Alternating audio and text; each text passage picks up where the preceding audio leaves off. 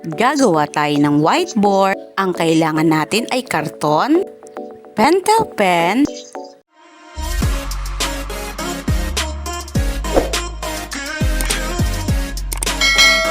at saka gunting.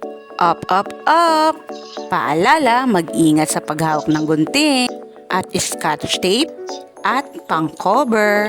Kung may natira po kayo, pang-cover ng notebook ng anak mo, makakagawa ka na ng whiteboard.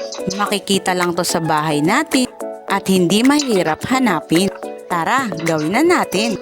Una, kumuha tayo ng typewriter at ilalagay natin sa board o karton. At i-scotch tape na nga po natin magkabilang gilid para mamaya at cocoverin na natin. At nayari na nga po tayo.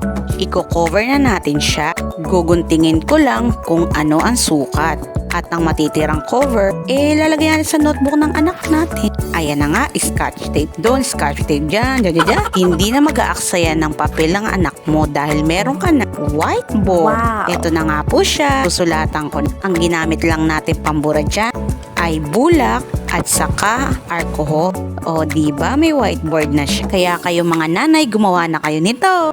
Iwas kalat at iwas bili ng papel. O diba naka-shade pa yung nagsusulat. Happy nga ang Junakis ko. Maraming salamat sa mga nanonood at pa-subscribe na rin po. Salamat po. Thank you for watching.